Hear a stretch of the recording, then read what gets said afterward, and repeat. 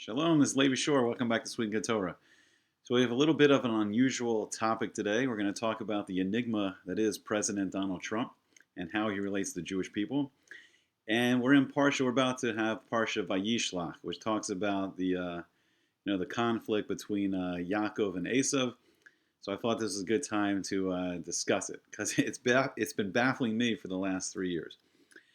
So there's such a strong reaction to President Donald Trump. I don't know many people that have like a very parv, like in the middle reaction. So you have his detractors, and I mean, and they're basically accusing him of being, like the next Nazi dictator. So you got this hatred on one side of this man's like going to reform the Nazi Party, Chas v'shalom. And then you got his supporters on the other side who elevate him to the level of I've seen people write about this and talk about it that they see him as a modern day Koresh, like he's like the Persian king Koresh Cyrus who allowed the Jewish people to start rebuilding the Second Temple, and that he, since he's a builder, since he built some casinos and he's building resorts and fancy, Trump Towers for uber wealthy people. They're probably all liberals in Manhattan. He's going to somehow have something to do with, the rebuilding of the third base of Mikdash. So I'm really, really kind of really in the middle of these two views, and I think these are extreme positions, and I think somewhere in the middle of this is more of the truth, and it's a hard topic to talk about without drawing like nuclear political fire. It's very polarizing. The whole presidency has been very polarizing for the country and maybe the world. Maybe the world's already polarized. So I want to kind of talk about these extreme positions and maybe start to view like a Torah perspective on all this. And it's not. This is no way. It's not a political video. I'm not trying to encourage anyone to vote for any candidate either side. To tell you the truth, I'm really burnt out after 3 years of this. I almost don't care anymore. I was always a huge political junkie, but I am really becoming apolitical. It's just I'm starting to take a back seat to all this. But anyway, so let's first look on the side of the detractors. This is the new Nazi. You must fight, resist, overthrow, coup, any means necessary. Okay, so I'll go through both sides. I mean, I feel like it's a little overblown. I feel both sides are very overblown. But, and I think there is a lot of people in the middle. I don't think everyone holds these extreme positions. But just to put a little bit of historical, context in this, when Adolf Hitler, Yamak Shemo, you all know who I'm talking about.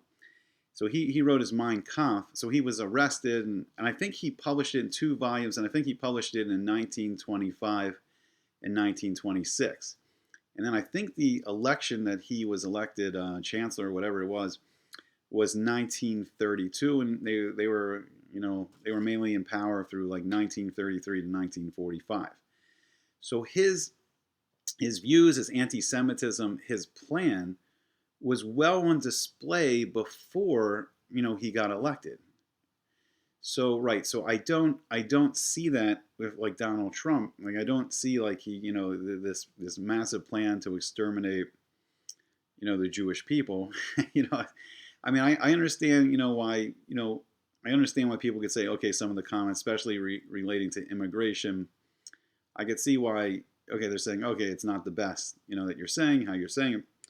Okay, so let's look on this side of the detractor. So at first he made a statement, and so at Charlottesville, I don't know if it happened on Shabbos, but at first I didn't see it, and I know he made some kind of statement about there's good people on both sides, and the way I heard it when he first said it is he was talking about the people that were just they didn't want the statue destroyed. I think it was was it a Robert E. Lee statue or the flag or some issue with the South.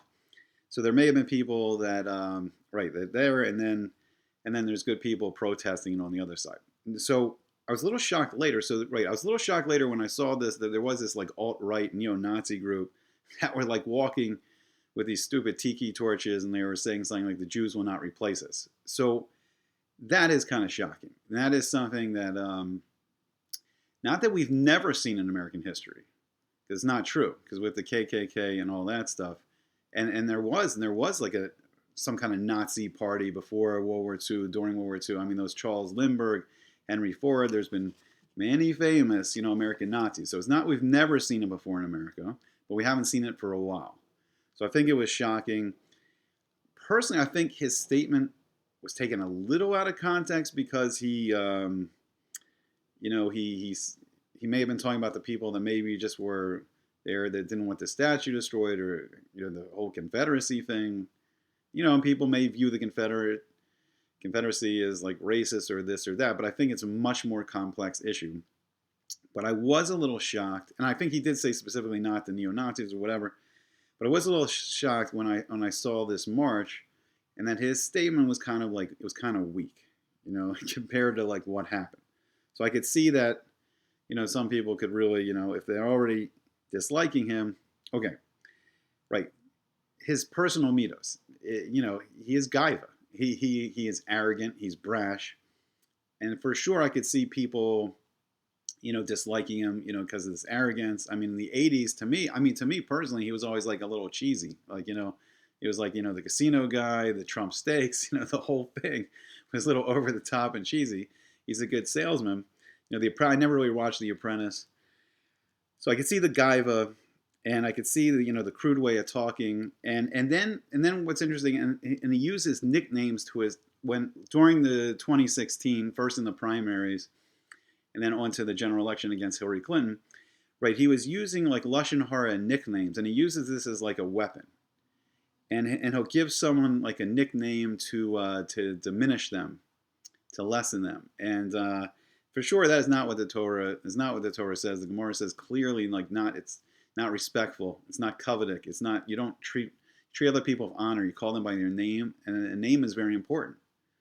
What a name is very important.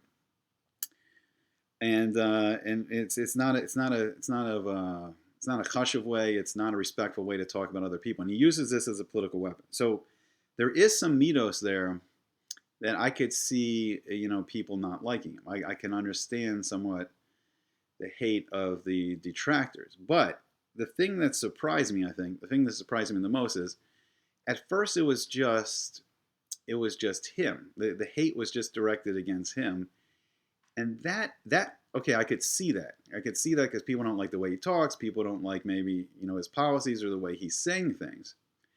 But then it started all to deteriorate, and the hate started being directed. Then the hate was directed at like, Ivanka and Jared, and and then it became directed at all the supporters, and then everyone's a Nazi. He's a Nazi. You support him, you're a Nazi, and that's where I thought it started to get dangerous from that side. That got a little crazy.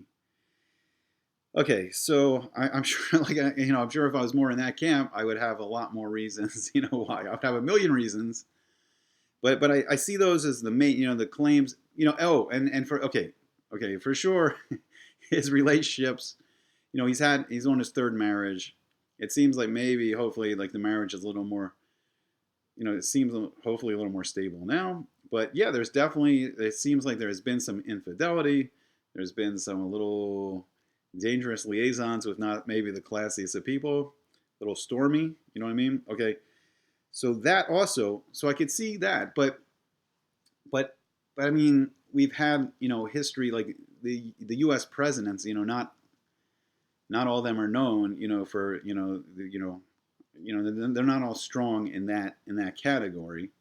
So I don't see that as so different from what's come before, that, it's this level of hatred.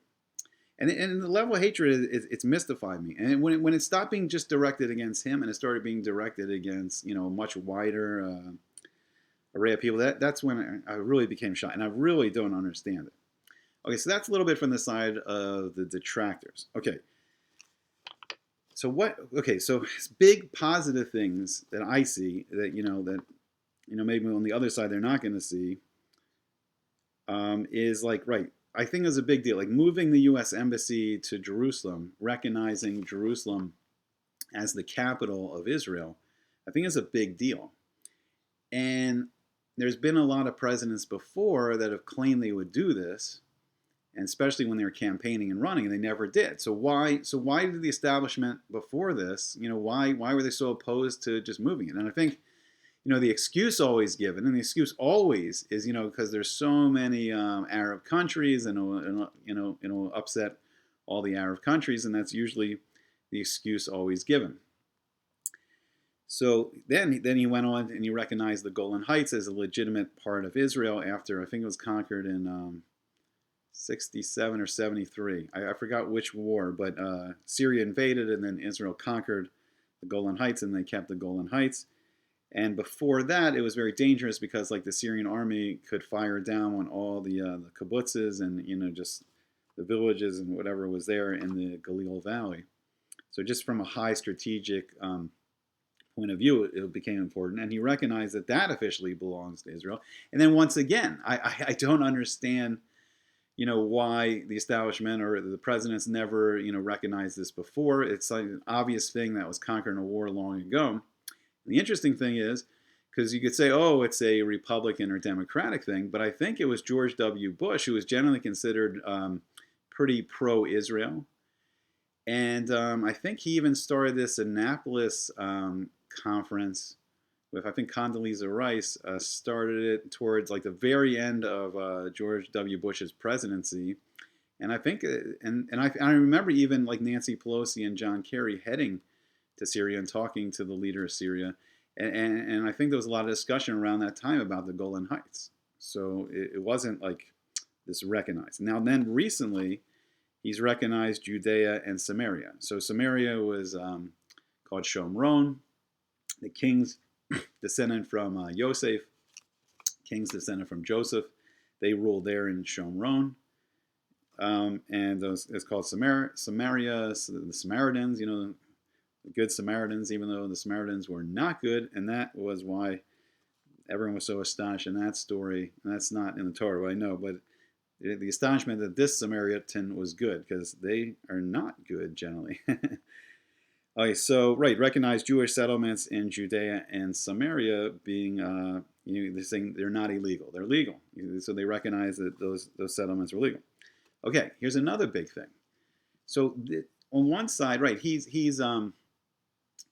being accused of being, a Nazi. On the other side, he's the new Koresh. He's the new king. Who's going to reauthorize the building of the third temple.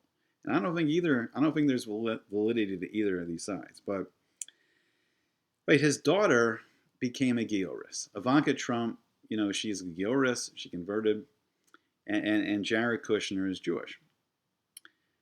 All right, so one thing that really shocked me is like, throughout my lifetime, when a president, is elected, there's this little, they call it, the first 100 days, and it's usually like a honeymoon period with the press. And the press usually goes easier on the president. They don't expect the administration to do so much yet, and they let him get set up. And they usually do a lot of these puff piece stories. So what really shocked me is I was expecting to see like a couple of news stories, like, here's, Ivanka and Jared, and, maybe they're doing a Hanukkah thing or Pesach, a Passover thing. And besides being none of those stories, there was this whole resistance, impeachment, the removing, and I don't know. And these may all be bigger issues. I'm not sure, but it surprised me. So there was none of these like, and this is a big historic thing in relationship with the President of the United States and the Jewish people. I mean, this is the first time in the history of America, the first daughter, the daughter of the President of the United States converts to Judaism, and the son-in-law is Jewish, and they're calling this guy a Nazi. So I don't get it. I mean, maybe some people can explain. Try not to call me a Nazi. I would appreciate it when you explain. I don't quite get that level of anger on one side, and I for sure don't get the idea that he's going to be involved with the building of the third Beis Hamikdash. It's not. I mean, our Metzora says that there's a machlokas. Will the Jewish people build like the foundation of it, and then Hashem will bring the third Beis Hamikdash down from Shemayim? So it's more of this Ruchnius creations built really by Hashem. But will we play a part that we built like a foundation for it to sit on? Or will it all be from Shemayim? Or just will Hashem just bring it all down from Shemayim and it'll be completely like God made? But for sure, there is no idea in our Masorah that anyone but us is going to build this. I mean, we are the ones that have been mourning, for almost 2,000 years now, every Tisha B'Av for the 3 weeks from the 17th of Tammuz to Tisha B'Av, and we're the only ones mourning over its destruction, and we will be there to celebrate its rebuilding. So, I find it a little far-fetched, like the supporters, who say, he's the next Koresh. Okay, so just to get a little Torah perspective of just everything. So we're in Parsha Vayishlach. So there's 2 brothers. So Yitzhak and Rivka, Isaac and Rebekah, they had 2 twins. So the twins were Yaakov and ASA. So Yaakov has the 12 sons, and they become the 12 Shabbatim, and they become the 12 tribes. So Jacob becomes the father of the Jewish people. And in this Parsha, he wrestles with the Yetzer Hara, who's the Moloch, who's the Sar of ASA. So we'll get into that real quick in a second. But basically, Yaakov is renamed Israel in this Parsha. He goes on to found the Jewish people. Okay, Esav. So Esav is also called Edom, which means red. Now, it's interesting. The Sar of Esav, every nation has a protecting Moloch, a protecting angel associated with that nation. And there's a Moloch that represents that nation up in the Beis Din Shel Ma'ala. In the heavenly court, there's a Moloch, there's an angel that represents that nation and pleads that nation's case up in Shemayim. Now, Esav has a very unusual Moloch. His Moloch is the Yetzer Hara, the Satan, the Malach HaMaves, the angel of death. So that angel's job in the world is to test mankind, to tempt them to try to do evil, chas v'shalom, to do an avera, to transgress the word of Hashem and His Torah. And that's the Malach, that represents Esav. So in this parsha, so Yaakov wrestles with the Malach, he defeats the Malach. So before the wrestling match with the Malach, it's interesting. It says Vayiba Ser Yaakov levado, and Yaakov, Jacob, he was left alone. V'ye'avek ish imo ad alos hashachar, and it says, and a man wrestled with him until the break of dawn, until sunrise. So a lot of the Mefarshim have that he was alone is the concept that Yaakov and the Jewish people, we're an Am Badad, that we are a nation that lives in like isolation. We're separated from the rest of the nations, and that's one of the causes of this anti-Semitism. So people perceive, oh, you're the chosen people, you're not so holy. There's that animosity there. You're too rich, you're too poor. So one of the causes of this anti-Semitism is because until the whole world, accepts, that there's only one infinite being, that Hashem's the only infinite being that created everything, that He gave His Torah to mankind, that these are the rules, this is how He wants people to live. So until that day, until Mashiach comes, and the sunrise is the coming of Mashiach. It's the coming of the Moshe Mashiach, the days of Mashiach, when there'll be a king, and our Masorah says there'll be a king descended from Yosef, from Joseph, and there'll be a king descended from David. And then these 2 kings will teach, Torah throughout the world, and they'll establish, this third Beis HaMikdash, and then, the world will see the unity of this one infinite being. So until then, we're alone, we're isolated, we're living among the nations, but we're separated from them. And even when we're all in Eretz Yisrael one day, B'ezrat Hashem, it's right in the middle of the world. It's right there. It's right in between Asia and Europe and Africa, and it's right there. It's always been the crossroad of the world, right in the middle. And it's right in the middle of all the action. You can see the world focusing its attention. So Edom, so Esav, his descendants. So at first they lived in the southern part of what's today modern day Jordan. So I think Petra, that may have been built by some of Esav's descendants. It may have been like some kind of ancient, probably like a pagan temple before the Roman Empire. And then at some point they migrated, maybe even through Phoenicia, through Lebanon, and then eventually over to Italy. And there's a famous story of like the Aeneid. I think, is it Virgil? I forgot who wrote it, but it was like supposed to be the sequel to the Iliad. The fight against the Greeks and the Trojans, and then there was Aeneas. I'm probably butchering these names. My Latin's as bad as my Greek.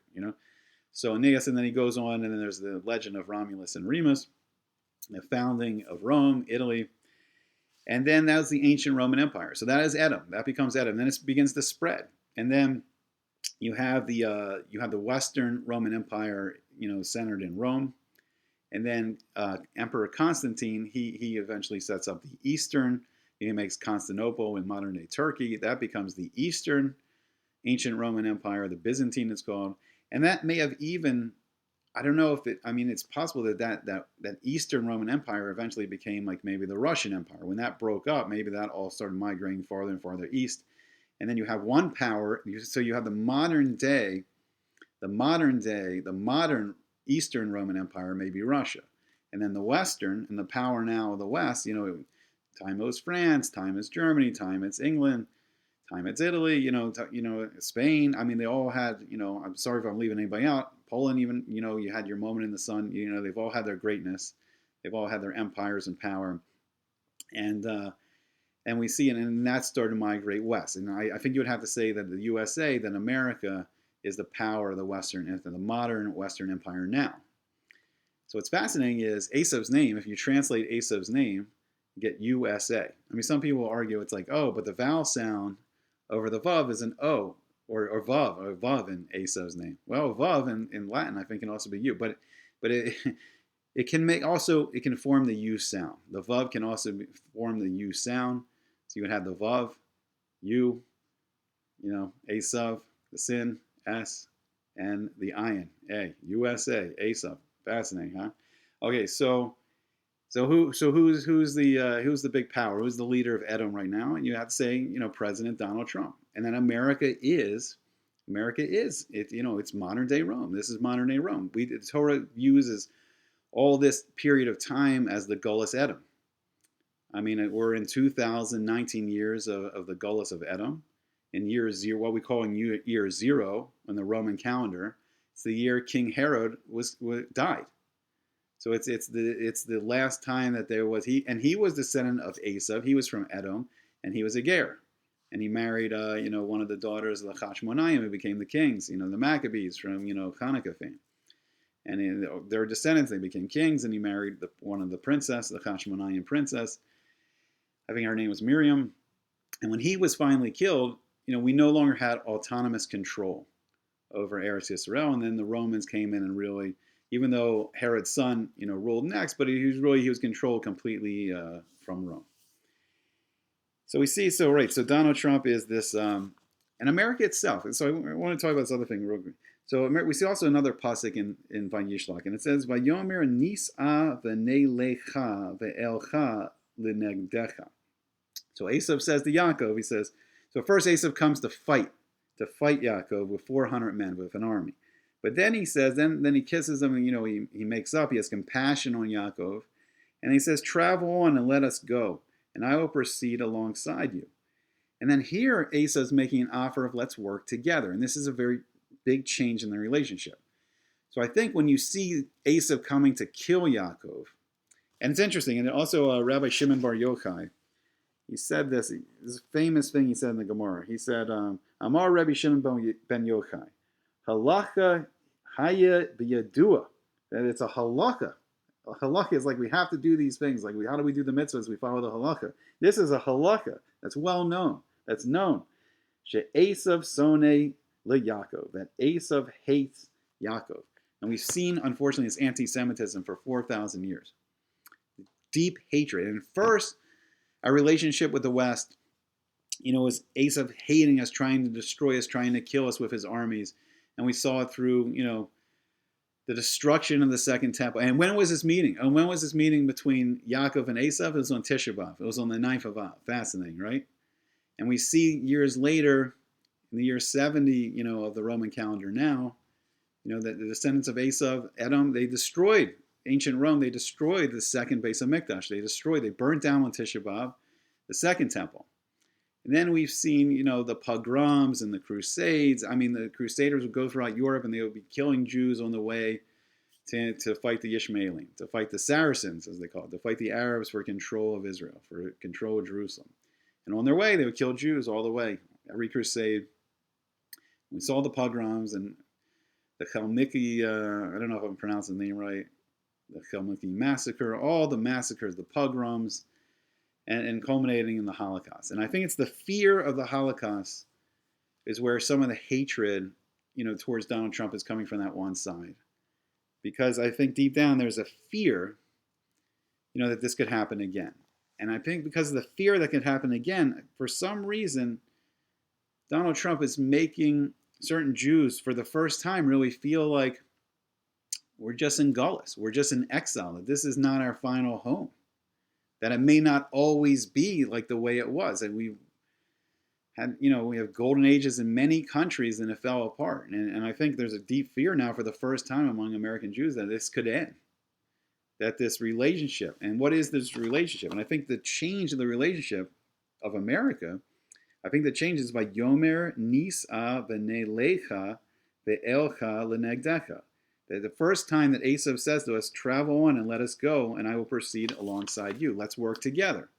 Tell you what, help me out. Help me build this Roman Empire, this Pax Romana, or now in the modern version, this Pax Americana, or even over, the Jews that were living in Russia. The Jews are living in Russia now. The Eastern, maybe modern Roman Empire. Help us build that. Help us build up the force there. Help us build up the force here. So America was founded July 4th, 1776. And it's fascinating because that was actually the 17th of Tammuz. And that's the beginning of the 3 weeks. And it's the beginning of the times of the tragedy, through all Jewish history. 3 weeks, 17 of Tammuz, the beginning of the destruction, the conquering of Jerusalem, and then the final destruction of both temples on Tisha B'Av, on the 9th of Av. And this first meeting between Esav and Yaakov was on Tisha B'Av. And I think that this hatred and this anger towards Trump, which seems so strange considering he seems positive towards the Jewish people, and he's done positive things for Israel, and his own daughter is a Giores. But there's this fear for the first time that somehow has been awoken, that maybe we're just in Gullus here. Maybe they're feeling the Gullus. Maybe we're all feeling the Gullus. I'm sorry to exclude myself. Maybe we're all feeling the Gullus for the first time, that maybe America is not our final, resting place, and that we are a nation. We are a nation descended from Abraham, Yitzhak, Isaac, and Yaakov and Jacob. It's also known as Israel, and that we have a destiny. We have a mission as a nation. And we're proud to be American Jews, and we're proud to live here, and we want to be good citizens, and we want to help out, and we want to make America better. But also we have a final mission, that one day Mashiach will come. That there will be a king in Israel, and all the Jews will come back home to Eretz Yisrael. And that we have a mission to show the presence of Hashem in this world, to show there's an infinite being that's created everyone, that loves everyone. And through learning the Torah and doing Hashem's mitzvos, we can make ourselves better, and we can make the world better. And maybe there's some positive that this hate and this anger and this frustration is awakening us to, reawaken to that we are the Jewish people, and that we have an important mission in this world too. I don't know. You can tell me what you think. Please don't call me a Nazi. Hope to see you back again soon on Sweet and Good Torah.